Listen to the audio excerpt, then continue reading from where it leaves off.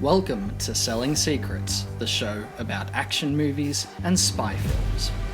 Our mission is to look at the movies we love and go behind the scenes to find out what makes a successful Hollywood blockbuster. From interviews to movie reviews, marketing campaign analysis, and more, Selling Secrets is your home of spy films and action movies. Do you know what it takes to make a Hollywood blockbuster successful? Let's find out together on Selling Secrets.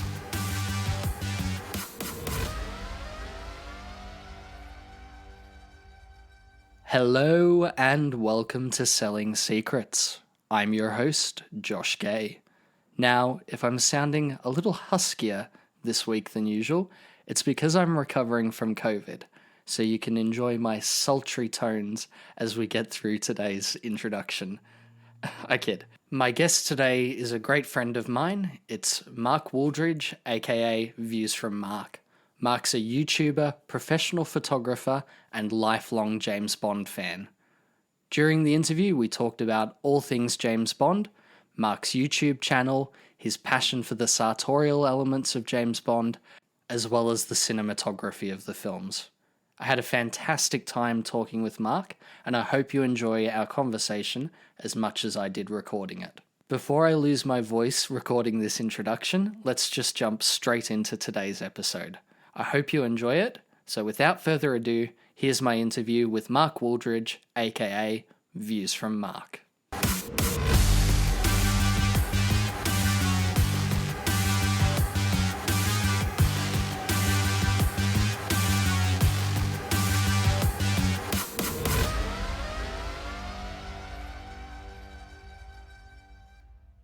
Joining me today, I have a very special guest. It's my good friend, Mark, aka Views from Mark. Mark, thank you very much for joining me. Josh, it's a pleasure. Thanks for having me on. Oh, it's been a long time coming. I've been watching your videos for quite a while since David introduced me to you back in the it was a couple of months ago now when I first interviewed him, and he mentioned your channel on the interview, and I went, all right, I've got to check this guy out, and went through your entire back catalogue of videos and just was blown away by your passion for all things, not only James Bond, but movies in general. So, but for those who may not know who you are, can you introduce yourself, tell us who you are and what you do? Sure. Well, as you say, my name's Mark. I have a YouTube channel and Instagram and Twitter and Facebook. It's all under the same handle of Views from Mark. Basically, on my YouTube channel, I've seemed to have fallen into doing unboxings of things. So for me, this kind of crazy journey started back in 2015 with my very first video, which was done very off the cuff, wasn't, high production value or anything like that. And it was basically an unboxing of my first ever James Bond watch that I got at the time, which was for Spectre. And then it's just kind of gone from there. And over the last couple of years, obviously with lockdown and everything, I took the decision to kind of refresh my wardrobe with some of the Bond brands. And it's gone from there. So I've kind of fallen into it unintentionally, but it's a work in progress. Absolutely. Well, it's and you can see that progression and that evolution of your channel as you sort of go through the various stages of that, and looking at, as you said, the Omega. I thought that was a really insightful video. I mean, this isn't a visual medium podcast, but for those who would be able to see it, I don't have anything on my wrist. So it's always cool to see people unboxing that and getting that experience for the first time, because it's a long way down the track for me, but very cool to experience. And likewise, all the sartorial aspects of the Bond franchise that you've gone through with the unboxings, and likewise on your Instagram account with the live videos. Your content's fantastic. So I highly recommend everyone listening go and check it out across the board, not just the YouTube.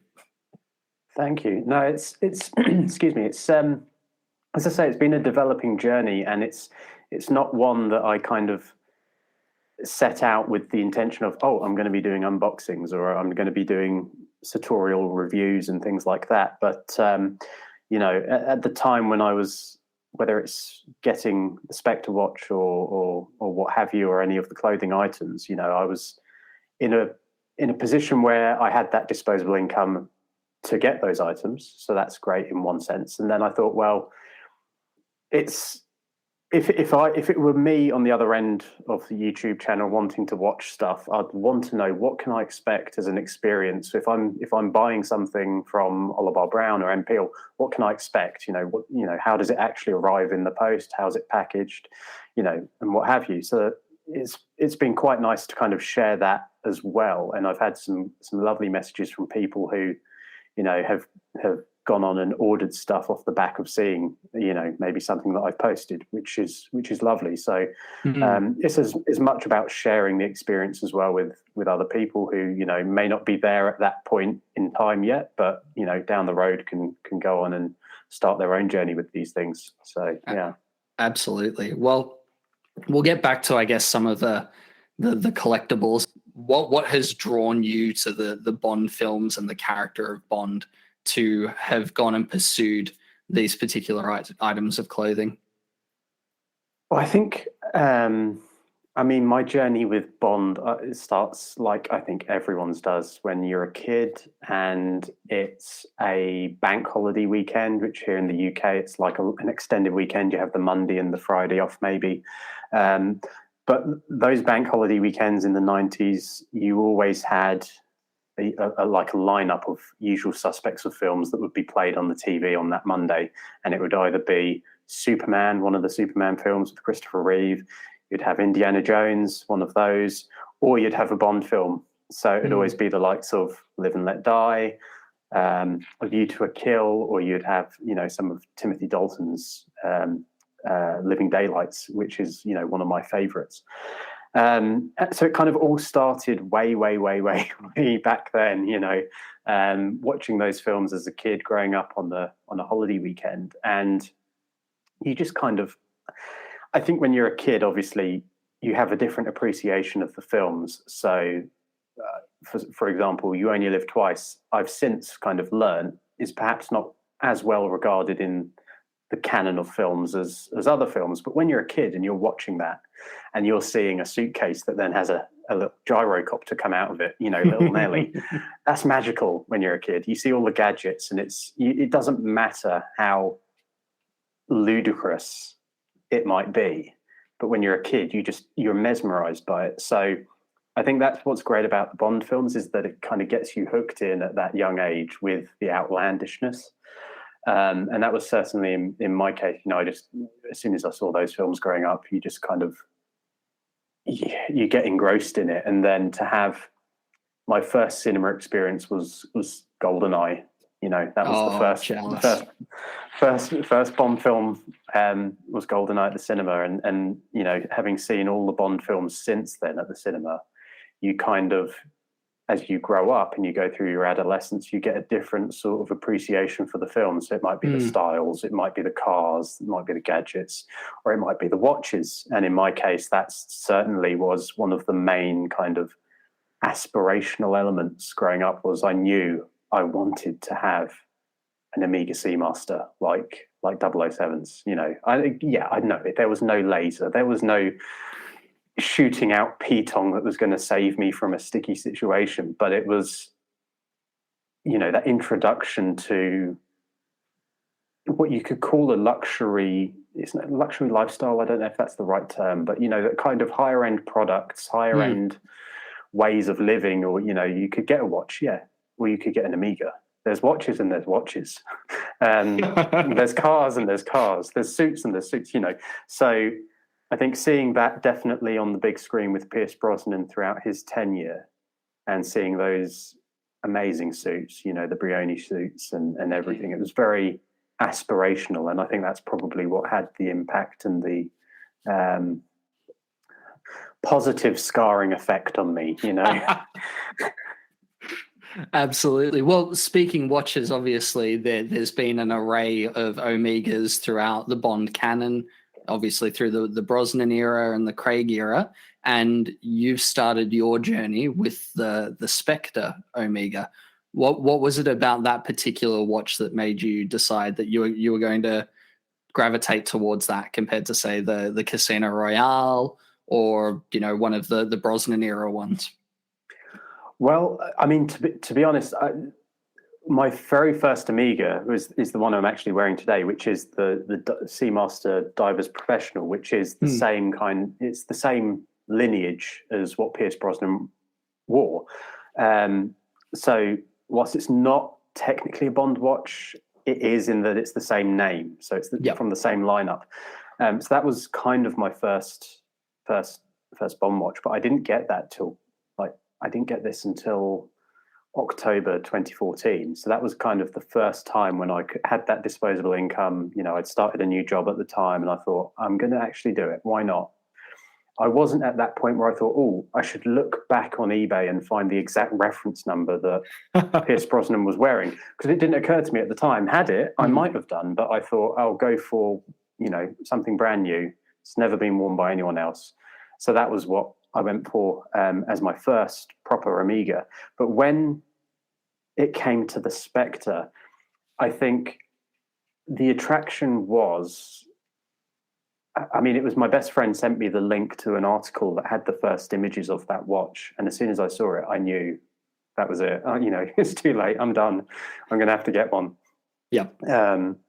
And I think there was a couple of things. One, it was limited edition. So, you know, not from an exclusivity point of view, but I like that it wasn't going to be something that was going to be endlessly mass produced. You know, there was a finite amount. But moreover, it was that particular watch was the first in the history of Bond where it had been designed from the ground up to be in a Bond film. You know, it wasn't something that was already on Amiga's shelf, like the Planet Oceans or what have you, and they could use what they already had. This was something that was designed from the get-go with the film in mind, with input from Daniel Craig himself. And that was a real big draw to me, as well as the aesthetic of the watch, the look of the watch, and everything else. It was, you know, it ticked all the boxes for me at the time. So I reached out to Amiga. I knew it was a limited edition piece, as I say, of about, I think it's 7,007 of them. So I wanted, if it was possible, I tried to get a limited edition number that was the year of my birth. I thought that would be quite cool. So anyway, reached out to Amiga, and they were great. They were really helpful, really friendly, as they always are now, since I've interacted with them since. Unfortunately, that had sold, but they did have some quite low numbers, and they told me what numbers they had in the Regent Street store in London. And I said, okay, well, I'll it's a shame you don't have the one I was after, but I would love to go for this other one. So, yeah, I that was kind of my journey, and that got me in the door with Amiga in terms of being in communication with them and getting to know their staff down in Regent Street quite well. So, yeah. Very nice. That's a fantastic story. So on this podcast, I quite often talk about the marketing of Hollywood and films, and I think something that, touching on Bond and Omega, that's a partnership that's lasted and has been beneficial to both brands, I think. In terms of the watches themselves, obviously they're luxury timepieces. I wouldn't say that they were necessarily the name that they were until Bond got on board. Would that be correct? Like, they were a big brand, but they weren't at that level, right? I don't know in terms of the history of Amiga itself. I'm not sure in terms of how they were or how well they were regarded before there was that Bond association. However, their history, I think you have to look at it from beyond Bond. You know, they were the first watch on the moon. They were the choice, and still are the choice, of all the NASA astronauts. So they've got this history that goes right back to, you know, you could argue the biggest event in human history, the biggest achievement. And that's just one aspect. You know, they've set many milestones and precedents in terms of their engineering. I think that their latest novelty series, they've got their ultra deep dive, which is a titanium cased. I'm kind of trying to remember this off the top of my head, but it's a titanium cased watch that they had two of them and strapped them to the side of a submarine, a deep submarine that went down the Mariana Trench to like 35,000 feet under the ocean. Cool. Came back up and they were both still ticking away, no problems, as though nothing had happened. That is an amazing achievement. So, I mean, in terms of, I think Bond certainly, that association certainly brought them perhaps more to the forefront of people's consciousness. More the pop culture side of things. Yeah. But I think they have their own unique history outside of Bond that, you can reflect back on and say is equally, if not more impressive. Oh, absolutely. I think JFK wore an Omega as well from memory. So they've been quite quite a big brand for a long time before Bond. Moving forward, though, obviously, it's not just about the watches. It's not just the timepiece on his wrist. You've gone through quite a number of the items that Bond has worn in cinema. Everything from the Gabino jacket from where he's in Matera in No Time to Die, all the way through to the NPL sweater that he wears towards the end.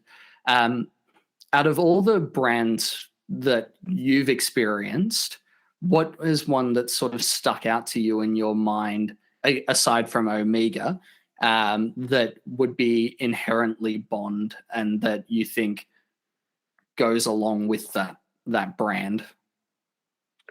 Oh, that's a really great question. It's really tough. I would say something that kind of goes along with Bond. I think something that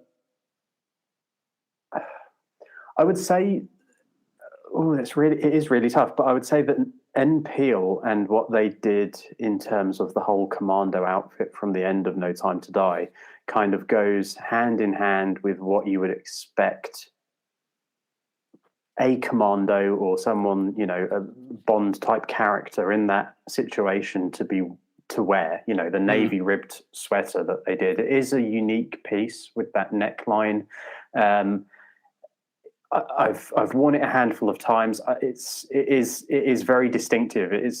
You do run the risk of crossing that line between wearing something that's inspired by Bond and it being cosplay or people recognizing it. I think there's loads of items from the kind of sartorial collections that are available that you could get and people wouldn't necessarily recognize it's from a Bond film. Which is what I quite like. But I think, I would probably say NPL and with what they've done with that kind of commando outfit, but certainly the jumper, I think was spot on, especially within the film as well. It's such a cool jumper. There's a couple of statement pieces in that film, that jumper being one of them. Then you get the corduroy jacket that he wears in Norway, as well as the Tom Ford suit in the Cuba sequence.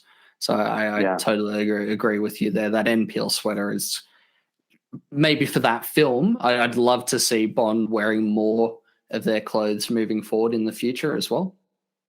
I think so, definitely. I mean, he's worn that sweater, that jumper, obviously, and they have a great heritage lineup at the moment on their website. If anyone's not checked it out, it's worth having a look. I mean, they take inspiration from the older films as well as the likes of Skyfall and Spectre. They've got some great items in there. They do a really good job. In fact, all the brands, to be honest, that have done those kind of heritage or Bond-inspired lineups where they've looked at the past have done an amazing job. So one of those items with the heritage collections that you've covered recently on your YouTube was the NPL turtleneck. There was an homage to Roger Moore's Live and Let Die turtleneck. And I would love to see Bond wear more turtlenecks and in general pop culture wear more turtlenecks as well. those heritage items I think are very cool, and the likes of the Orlebar Browns as well, who go back and do the terry toweling type Goldfinger outfits as well. I think being able to market themselves as the Bond brands, it elevates them from just being another fashion brand, right? Absolutely, and I think you get the best of both worlds by having different brands doing different things. For example, Oliver Brown are very much kind of summer focused, holiday focused. They're the kind of clothes generally. I mean, they do kind of sweaters and things like this, but generally, the pieces they've released around the Bond Heritage Collection tend to be kind of summer wear. So you've got linen shirts, you've got the terry toweling polos. And then on the flip side of that, you have M. Peel, who do the amazing cashmere and the sweaters and the jumpers and the scarves and the hats and what have you. So, there's something for all year round wear that you can find from any of these brands, mix and match between the brands. And you get a wardrobe that you could do out for an entire year. Yeah. Absolutely. Well, this will be my last question on the sartorial side of things, because I've got a lot more I want to get in with you, because I know obviously you're into your film as well and photography. But if there was one item of the Bond clothing lineup that you could have that you don't already own, what would that be, and why? That again is a great and a very tough question.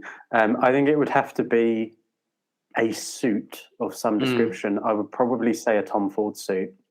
I'm not sure which one exactly I would like, whether I'd like the evening suit, the dinner suit, the classic tuxedo, or perhaps one of his suits that we've seen him in London. The grey suit from No Time to Die is a beautiful suit.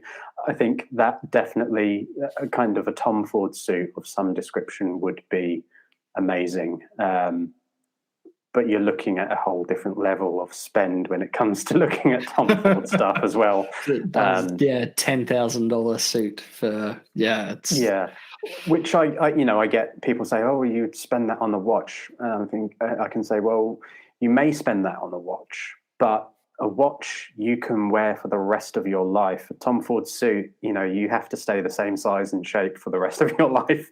And certainly throughout lockdown, that has not been possible. Let's just say that. Absolutely. I know that feeling all too well. I've been trying to get on a fitness kick, but it's not happening again. So we'll see how that goes. But Mark, obviously, looking at your bio, you're a filmmaker and photographer as well.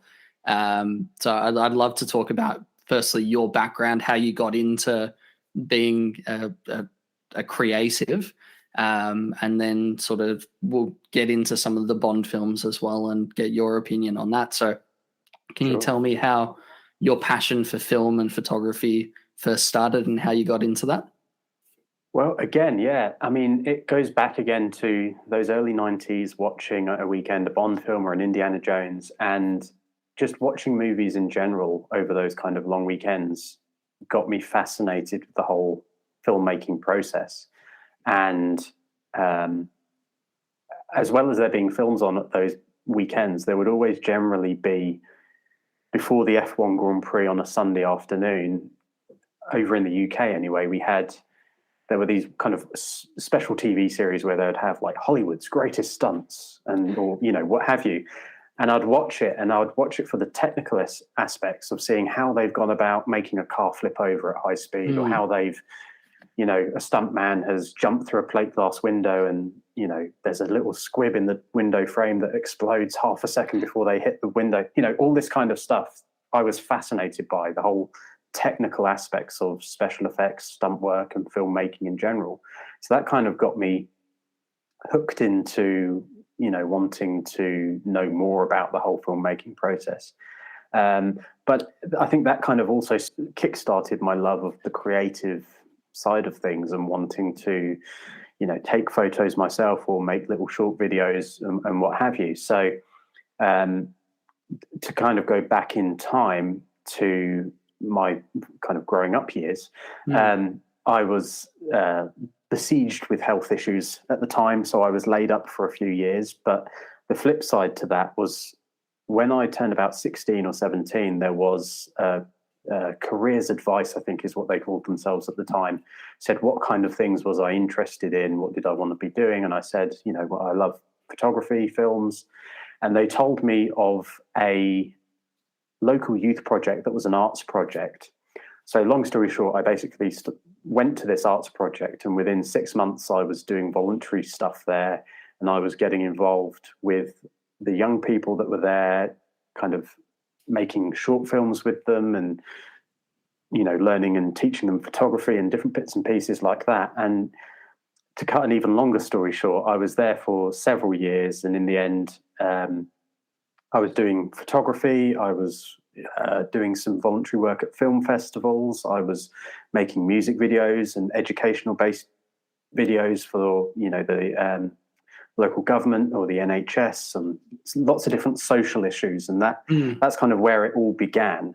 And then again, to cut forward in time to the start of 2013, I had to kind of step back even from that due to some other health issues, which laid me up for another year and a half. And then after that, I kind of sold my soul a little bit into the corporate world and ended up working for one of the biggest telecoms companies in the world. A friend of mine who worked there already said, if anything came up that he thought I'd be good for, would I be interested? And I said, sure, why not? So there was a project management role that came up, and I thought, I'll go and do it for 3 months. And 3 months turned into 7 years, and that's how the story goes. So I lost my way a bit in terms of the creative side of things for a while, but now that I'm kind of free of that corporate world again, I'm pivoting back towards doing more creative stuff, hence the YouTube and the Instagram and things like that. And the actual title, Views from Mark, it just so happened to be the name of my YouTube channel at the time, because Views from Mark was going to be anything from like film reviews to stuff that was going to be more photography based. So it's kind of morphed into something different now than it was originally intended, but it multi-purpose anyway. Absolutely. Well, it sounds like you've had a very similar story to me over the last few years.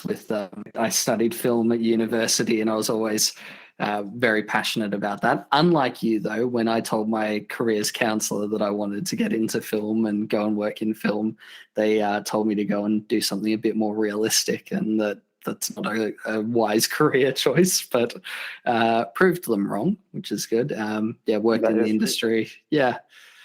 Worked in the industry for a few years, photography, corporate videos, cinematography, very similar story to yourself. And unfortunately had a spinal injury, which completely threw me out of that. Was bedridden for the better part of just over a year, basically, with spinal issues, not being able to walk, all sorts of fun stuff. And sold my soul to the corporate devil, as they say. It's got to be done. I mean, at the end of the day, we've got to pay the bills, haven't we? And that's what it comes down to. What do they always say? We'll pay you. It's great exposure. Yeah, but exposure doesn't pay rent. No. Oh, don't get me started on that one. But yeah. Oh, it's the worst. But yeah, now I'm sort of finding my way back and working in marketing and getting back into the creative side of things, and creating the podcast like this, whilst not a visual medium, which was my formal training. It's allowing me to flex that creative muscle. So I completely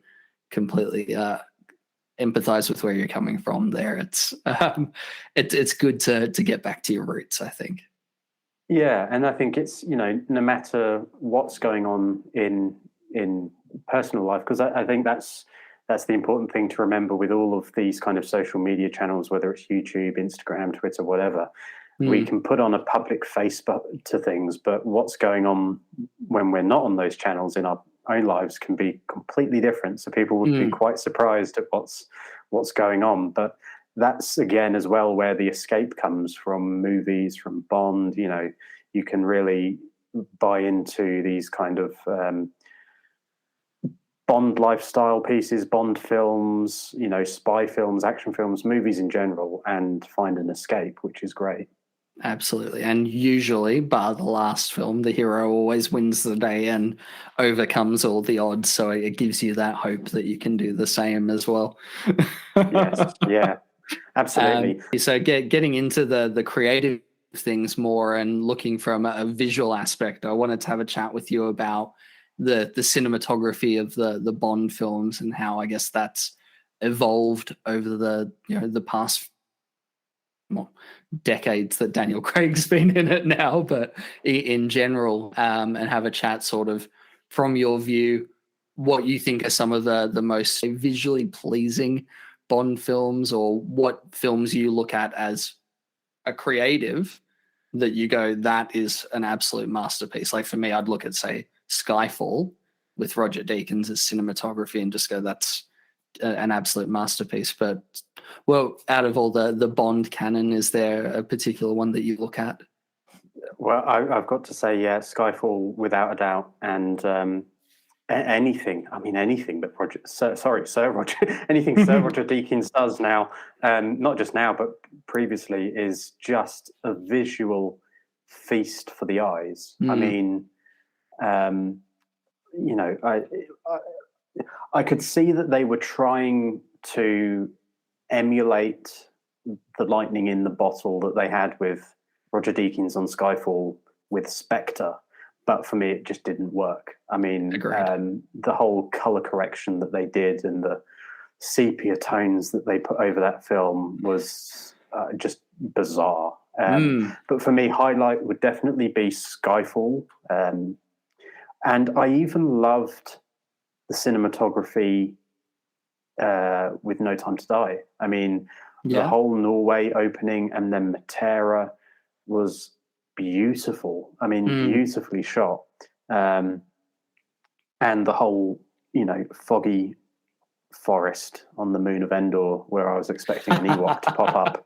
That was stunning as well. The thing that surprised me really about No Time to Die, which is something I've only seen recently afterwards, is the amount of CGI that was used in the film that you wouldn't pick up on. Because when you think of CGI, you think of planes exploding or massive, mountains crumbling and stuff like that. But it was so subtly used in that film that it blew me away. So I liked the cinematography and the visuals in No Time to Die. It was just everything else that happened after the Ewok forest that let it down, in my opinion. But no, Skyfall, love No Time to Die. The visually weak ones, I would say Spectre, just it was the color grading that didn't work for me on that, as I say. Yeah, I think Spectre for me as well.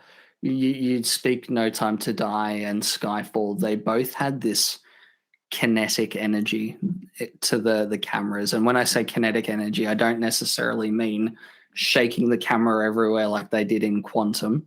But the action drives the camera, whereas I found in Spectre the camera was driving the action, if that makes sense. So, like, obviously we had that big one-er at the start, one take shot at the start, where it just felt so set up and they're doing a dance basically, and you go, oh yeah, this is great. It's a technical achievement, but I just feel like I'm taken out of it. And even in the car chase between the Aston and the Jaguar, which you would think would be such a cool, fast-paced moment that gets your heart racing, it felt boring. Like there was a sense of detachment, I think is the best way I can describe Spectre as well. Yeah, I mean, it was like watching paint dry in parts of that car chase. I mean, the power slide across that main square was nice, but it was just I think the pacing of the films has a lot to do with it as well. In general, Skyfall had a great pace to it. No Time to Die had a good pace to it. The editing, it felt, it was pleasurable to watch. Didn't feel hurried, didn't feel too slow. The pace was nice. And the editing of the chases was pretty much spot on. A far cry from what they did with the opening car chase in Quantum, which I still feel ill. I think about it and I get dizzy. And you know what? That's my favorite part of Quantum as well. Really? Well, there's elements of Quantum that I love, but that car chase at the start, to me at least, other than some of the geography elements of it, at least it feels like badass Bond doing his thing. I struggle with other elements of it, but I can sit there and watch that chase and go, yeah, for these 5 minutes, I'm here for it. Okay, well, different folks, different strokes. To each their own. I'm not good. If I'm envious that you enjoy it. It's not that I think, oh no, you're wrong. You don't know what you're talking about. You're mad. I'm not going to say that. No, please do. But please do. do. No. It's the thing. Well, it's interesting because I was thinking before, obviously coming on today. It was interesting to see the shift in terms of Bond and the action between Die Another Day and Casino Royale, and I think part of the reason for it was to do with things like the Jason Bourne films. So we had The Bourne Identity in 2002, same year as Die Another Day. And in terms of spy films, they could not be more different. Okay. And then you had The Bourne Supremacy in 2004. And I think that gave Eon, Michael and Barbara, a wake-up call to the kind of spy films that people were wanting. They wanted that gritty realism, and certainly within the action, that's what people gravitated towards. Where it fell down for me, though, was when they brought the action unit director from the Bourne films over to do the car chase at the beginning of Quantum, because it has all his trademarks of really tight shots that you can't really see what's going on, and the editing being very Michael Bay-esque, 2 frames and cut to the next one, 2 frames, cut to the next one. And for me, anyway, it just didn't work, and it made me feel ill, certainly seeing it on the big screen anyway. But the movie itself, Quantum, I know people don't tend to like it, but I think it's a decent Bond film. It's short, yes, but when you look at the challenges that they faced around the production with the writer's strikes and, in a lot of ways making it up as they went along, I think it's a decent film that stands up on its own. It's just there's some elements that really don't work for me. And to be honest, I would prefer to watch Quantum over Spectre. So take that as you would. Yeah. Yeah, no, I agree. Yeah, it's a fascinating that the evolution from Die Another Day to Casino, and then even the evolution from Casino to Quantum is huge within itself. Yes. And then the reset after Quantum as well. Because you look at Casino, and the cinematography in Casino is gorgeous. It's smooth, it's fluid. Yes, whilst the action sequences are visceral and violent, you never lose track of what's happening in it. You always know what you're watching, whereas Quantum, it's the complete opposite of that. And then they go to another extreme with Skyfall, where everything's in shot and it's beautiful and it's gorgeous, and the fights are still visceral, but they feel the only thing I'd knock against Skyfall is they do feel a little bit more not staged for camera, but you're not in with it Bond as much. Like you're almost watching from the outside. Right. Yeah. Yeah. It's a good point. It is a good point. Yeah. No, well, it's certainly with the opening of Skyfall, like, out in Turkey. Yeah, it's a great sequence. Bond on a train is always cool as well. Oh, I mean, so cool. The only thing I could have done without is the whole thing with the Beatles from that chase. That was it. And Moneypenny's line, Beatles, I think. Yeah, I could have done without that. The marketer in me, it's just like a knife through the heart. How much did Volkswagen pay them for that one line? Not enough. No, clearly. Considering Volkswagen's not even in the film from there on in as well, it was so out of place and bizarre.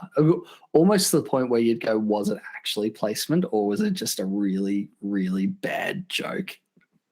Well, let me ask you a question. Which would you prefer, the Beatles clip from Skyfall or the Ford Mondeo advert from Casino?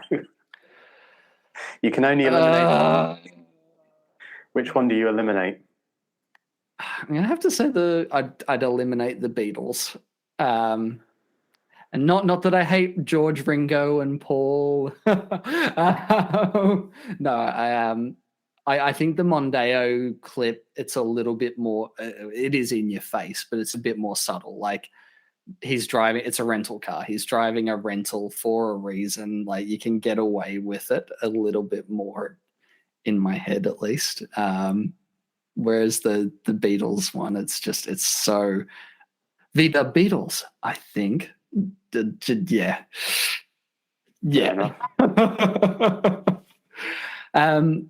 Well, touching on, I guess, Bond and where you would like to see it go in the future. Obviously, we're in the 60th anniversary of the franchise now, and we're looking to a new actor and a new story. I take it you weren't a fan of where No Time to Die left off from your comments before. Where would you like to see Bond go moving forward? Yeah, I mean, don't get me. I've said this before, I think, to people. Don't get me wrong. I don't have a problem with the premise of Bond dying. It's just I do not think by any stretch it was earned in No Time to Die, and it's no secret, I think, that basically after the chase in Norway and the foggy forest of Ewoks, it all fell apart. And the villain's motivation wasn't clear enough. It was, So I don't have a problem with Bond dying per se, but it needed to be earned, and I don't think it was. However, it was the film that we got. It was what we got. So moving forwards, I'm hoping they don't do like another Origins reboot, because we've had that with Casino, and I don't think you could top that, to be honest. So I think in some ways they've painted themselves into a corner as to where they could go, but the only logical thing that makes sense is that they do films or missions, rather, because I'd love to see Bond on a mission for once again, that fit into the timeline that we've already got. So, in No Time to Die, we got the last scenes between Felix and Bond, and they were getting on like a house on fire. Like, I loved the chemistry, the camaraderie that they had, but I had this feeling watching it that there's a lot of history between these two that we've not seen that's taken place between Quantum and No Time to Die, which was when we last saw him. Have they done loads of other missions separately together and, all this other stuff? So I think that would be a great way for them to go, is to do films that fit into the timeline that is already there. In terms of actor, I don't have a favorite actor to take over. I have a template of what I think they need to go for, which in my opinion would be someone early to mid 30s, actor wise, early to mid 30s, so that they can get a decent run of films out of the same actor again, given how much they tend to get delayed in between movies now. I'd love to see someone early to mid 30s who signed on for either a 3-film deal, and if they, I would be happy if they did a standalone 3-film arc with one actor. If that was, if it meant that we got some regular films with a decent plot that was thought out ahead of time, rather than trying to shoehorn in all these arcs that didn't need to be there or just didn't make sense. I think that's the one area I think Marvel, they could learn something from the Marvel films, is that Kevin Feige, I think it is, has clearly got a 10 to 15 year plan of where he wants those movies to go and where the stories are going to go between all the characters. That's something they could learn from at Eon. And I think if they're going to do a new series with a new actor, plan it out ahead of time. That would be something I'd like. So either, a 3-film arc or a 5-film arc, but I just want them to crack on with it now. Yeah. They wrapped up production on No Time to Die, 2019. So there's 2 years of lockdown. The writers, whether it's going to be Robert Wade and Neil Purvis again, I don't know. But writers around the world have had plenty of time to get cracking on story ideas. Absolutely. Kind of hope it's not Purvis and Wade. I hope they've had their time and we get someone new, because I think this isn't a scratch against them, because they have written some of the best Bond films, but they have also written some of the worst. And I think usually you can tell when their fingerprints are on the elements that you don't like. And I could tell that in No Time to Die.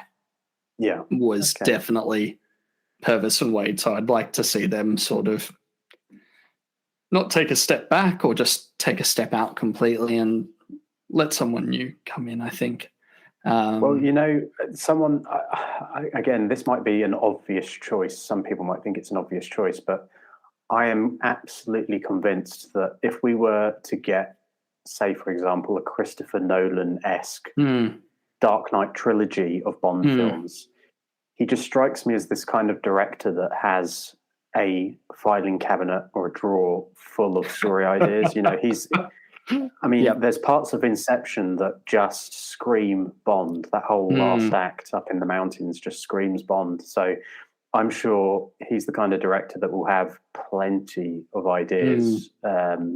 He's a massive fan of the franchise, we know already. He often refers and references it. So I think if they can find a director who, whether it's Christopher Nolan or whoever, but someone who's got ideas already of their own that they can then develop and write, that would be a really good thing as well. And let them run with some of those more outlandish ideas. This is something I think I'd love to get your opinion on. Something that I think the Mission Impossible franchise has done really well, whereas the Bond franchise hadn't. Mission Impossible started off with, we're going to bring on auteurs for each of our films. So we had, the second one, we bring on John Woo, and it's going to be a Hong Kong type hard-boiled film. Then we bring on J.J. Abrams, and he'll bring on his own Alias type style. And then we'll bring Brad Bird, and it's going to be, big and bombastic. And each of those directors had such a totally different style. When after Mission Impossible 4, Brad Bird's one was, a success, they went, right, from here on, we're going to have Macquarie come on. Macquarie's going to write, direct, and instead of it being a new director each time, we keep Macquarie on, and it's a new cinematographer. So it still feels different, but continuity-wise, it stays the same. Whereas Bond's almost gone the other way, where they've gone, we want continuity and we want, the story, but we're going to bring on all these different auteurs who want their own thing, but we're also going to hamstring them with our own constraints and all these sorts of things. So either if you're going to bring on an auteur, just let them do the John Woo thing and just go absolutely nuts. And what it'll be, or you bring on someone and you set out what you want for them. I don't think they can have it two ways. Like we almost got that with Danny Boyle. They brought on Danny Boyle. Oh, he's this big name Oscar-winning director, and then they booted him because he wanted to go a different way than them.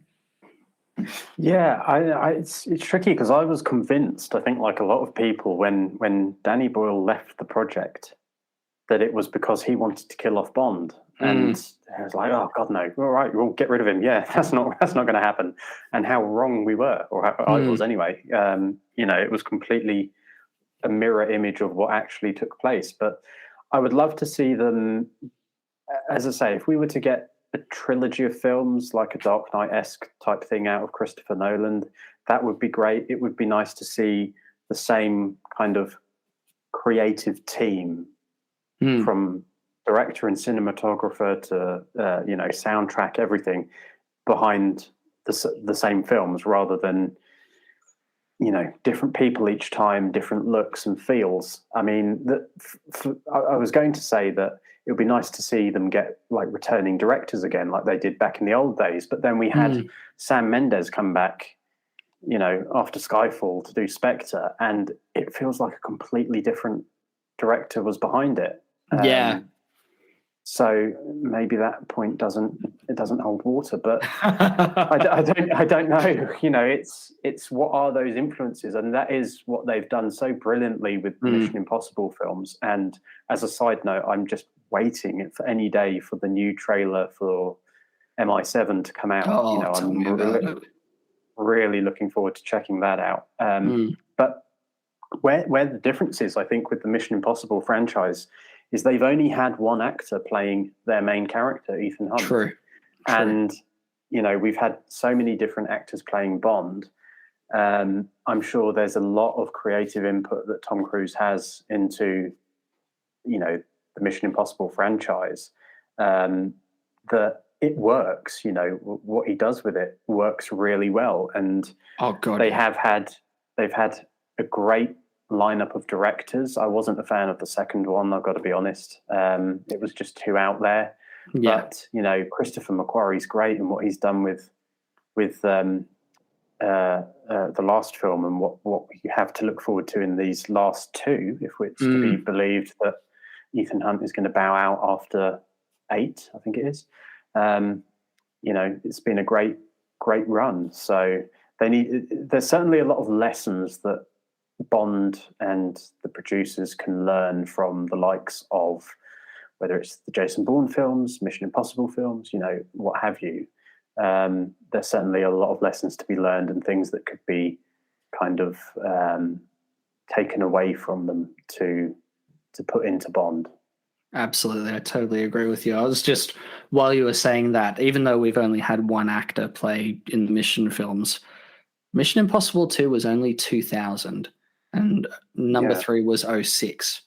So realistically, from number 3 onwards, that's pretty much been the Daniel Craig era of Bond films, and they found their feet, I'd say, after number 3 to 4 with the Mission franchise, while still having the same actor as well, and the input that Cruise had there. So it's interesting, isn't it? Yeah, no, it is. And I mean, I know there's talk, I don't know how much creative input and influence Daniel had over, Bond in the end, but it sounds like there was quite a bit potentially. And it just seems to, what Tom Cruise has done with the Mission Impossible franchise has worked. Whereas I don't think all the creative decisions that perhaps came Bond's way have worked. Agreed. So, yeah, it is interesting that you can have the same genre of film, and both franchises try to do as much as possible for real, which is great. But how they can be, different ends of a spectrum, same spectrum, it's quite bizarre. Well, looking forward to whatever happens from both of them. So, Mark, I'll finish up our conversation with this one last question. We're in the 60th anniversary of the Bond franchise now. It's April as the time we're recording this interview. From whether it's a sartorial aspect, a merchandising aspect, or anything in the Bond universe, what would you like to see happen from the Bond franchise this year? Well, it's tricky because I think, as you say, we're in April now, and the only official announcement of any kind of celebration behind the 60th anniversary has been that in the UK here we are having the films playing chronologically from now up until October. So that's the only thing that's been announced officially. I'm hoping there's going to be more celebration things. Like whether it's music concerts or screenings in different locations. I'm hoping there's going to be a bit more in terms of celebration. Whether it's going to ramp up towards October, I don't know, but that would be good. I'll start with kind of like the celebration type aspects. I think we're bound to see some new collections coming from the likes of Oliver Brown and M. Peel, which I have no inside knowledge. I've no, if someone at M. Peel or Oliver Brown's listening to this and wants to contact me, feel free. But I know nothing about what might or might not be coming, but I'm sure there's going to be something, and I'm sure whatever it is, it's going to be awesome because they've done such great work so far. Whether there would be a 60th anniversary Omega, perhaps. Oh, that'd be cool. Yeah, I think I wouldn't be surprised if there is something in development or in the works, because they have done other anniversary pieces before. So the 60th anniversary does seem a bit like a no-brainer.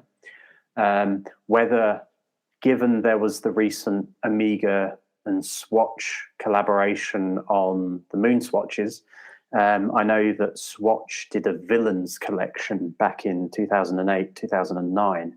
So whether they would do maybe some kind of 60th anniversary Bond Swatch collection, maybe, I don't know. But I mean, it's all hearsay until all these announcements come out officially. I can guess, but I don't know anything for sure. But in terms of Bond 26, it would be great if we can have some kind of announcement, guys, this year, October, whether it's an actor or whether it's a release date or, something. Just keep a our working hopes up. title. Yeah. A working title. And yeah, so it's going to be interesting. I'm hoping there's going to be some kind of announcement. But other than that, I just kind of wait and see what happens, really. And who knows what, now that Amazon have bought MGM, what kind of influence that's going to have. I mean, obviously, they've got this new television show that they're talking about, which sounds like a cross between Survivor and Race Around the World. Are there going to be other spin-off series? I don't know. Who knows? But have you signed up for that? No. Well, I was tempted, but I was reading the application details, and where it says you need to be fit and healthy to be able to do these challenges, whatever they may be, I thought, will they have wheelchair access in some of these locations or these challenges? Which for me is a bit of an issue. So no, on this occasion I've not applied. I'm willing to audition if they need someone to come on as a villain of the whole show. I kind of, I can audition for that. But no, I'm interested to see what it's going to be about. I think like everyone, it's different. I'll give them that. It is different from the sounds of it, but we wait and see. I would love to see some kind of narrative-based series coming out. I don't know what form it would take, but something anyway would be cool. I have an idea that I want to pitch to them, and it'll never take legs, but some form of, whether it's a Spooks. Do you remember Spooks? The old love Spooks. British series. Tom Quinn. Yeah. The best. Something like that, where it doesn't have to have bearing on the films or anything like that, but you see the MI6 crew in action in a series, rather than them have being so prominent in the films. That way we can have both things. I think that'd be very cool and would work well as a narrative series, or a Spectre series where it's all about the villains. I was just going to say, there was around April 1st, there was a joke thing that was posted on Instagram. I forget the name of it, but it was basically alluding to like a Spectre series. And obviously it was April 1st, so it was a joke. But then I was thinking about it, and I thought, well, actually, hang on. That could be quite cool if they had like an origins of the organization. So leave behind Blofeld being the adopted brother with James Bond. Leave that storyline. Get rid of that, but have it where you have like a Blofeld origin of clearly he, just a guy that shows up in a town in Switzerland, and it's how he builds his organization from there. Have it, building up to a point where, you can build a great villain, build a great series that you can then eventually have return to the films That'd be cool. Almost a as Sopranos kind of yeah, crime family yeah, type thing. That'd be cool. yeah, yeah. Why not? I mean, there's so much they can do with it now. I Oh just hope god, they yeah. don't waste the opportunities. Well, Amazon's going to want to get their money's worth out of this investment, so I think they'll be putting a rocket up Eon very soon. At least I hope. Yeah, I don't think the producers, Barbara and Michael, I don't think they succumb to pressure that much. They're very much in control, but something would be good. And I'm sure, as you say, Amazon will be looking for their pound of flesh, so to speak. Definitely. So, Mark, we'll wrap it up here. Thank you very much for coming on the show this evening. It's been an absolute pleasure having you on. Where can listeners of this podcast find out more about you and follow you online? Well, first off, Josh, thanks for having me. It's been a pleasure. I'm pleased we finally got to do this. People can find me online on Twitter, Instagram, YouTube, and Facebook under the handle ViewsFromMark, all one word, ViewsFromMark. I'm on there. So yeah, I'm most active on Instagram and YouTube, but yeah, people can find me. Fantastic. I love that you've gone with a very uniformed brand. It's something that I should have done when I started making all of my channels. I've got the Bond one, I've got the podcast, and it would be nice to have one. So props to you for that. But Mark, thank you very much for coming on again. It's been an absolute pleasure, and I hope we can do this again soon and talk more things James Bond and spy films in future. Anytime. Thanks very much.